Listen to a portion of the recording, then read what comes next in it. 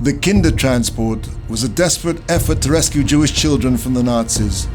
During the 9 months prior to the outbreak of the Second World War in 1939, the United Kingdom took in nearly 10,000 children from Germany, Austria, Czechoslovakia, Poland, and the Free City of Danzig. The children were placed in British foster homes, hostels, schools, and farms. Often, they were the only members of their families to survive the Holocaust. One of those children was Beryl Gartner, who later in life told his story to BBC Radio. He told how he was living in an orphanage with other refugee children, and that one day the teacher announced that King George VI was going to visit their town. The next morning, all the children got up very early, put on their best shorts, and scrubbed their faces and knees to greet the king. There was a tremendous sense of excitement and anticipation as the children waited for the royal coach to appear, and suddenly there it was, turning the corner. King George, Queen Elizabeth, and the two princesses were waving to the cheering crowd. Everyone pressed forward on the barricades to get a better look, but 11-year-old Beryl didn't just push forward. He took an enormous leap, jumped clean over the barrier, and then he raced at top speed to the royal car. He jumped onto one of the running boards and he started banging on the door of the car. The car stopped abruptly. The king's bodyguards dragged Beryl off the car, and then the door of the car opened and Beryl found himself face to face with the king. "I see you want to say hello," smiled the king.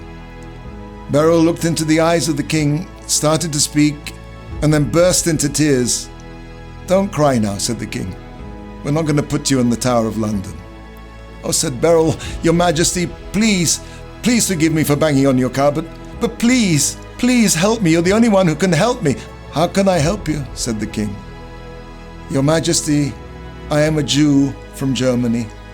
Through your kindness, I was brought here by the Kindertransport, but my parents are still in Germany, and I'm so frightened about what happened to them that sometimes I think I'll never see them again." Beryl burst back into tears again.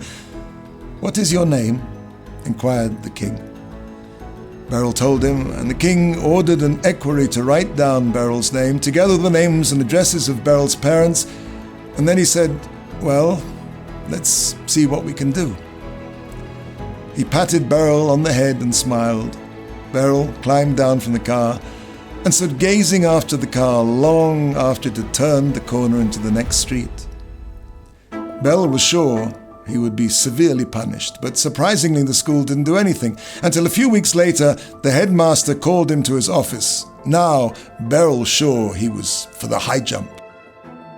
The headmaster said, "Beryl, you made quite an impression on the king. In fact, he sent you a gift." The headmaster opened the side door of his office, and standing there were Beryl's parents. The Baal HaTanya teaches that the days and the weeks before Rosh Hashana, that the king is not in his palace. He's in the fields, he's in the villages, he's in the farms. He comes out to visit us. He's accessible. And at such a moment, we often stand there behind the barricades, behind the barriers we built for ourselves. We can't break through. We feel the barricades in our hearts. Jump through the barricades. The bodyguards may want to stop you, but the king wants you there. And ask him for whatever you want. Ask him to be reunited with your deepest self. And don't be afraid. This Rosh Hashana, when the king returns to the palace, you're going to jump onto that royal carriage. In Shemona Esrei, Rosh Hashanah, we say 4 times, Uvachein. And the 4th one comes from the Uvachein in Megillas Esther. Esther taught us that you have to approach the king even when you're not called, even when you're not worthy. Jump through the barricades and, like Esther Hamalka, save the Jewish people. We've had a terrible year this year, but if we jump through the barricades and we petition the King of Kings, he can do anything. He can do everything. Just jump those barricades, open up your heart, and may all of us be sealed for a good year of bracha, hatzlacha, peace, and the coming of Mashiach.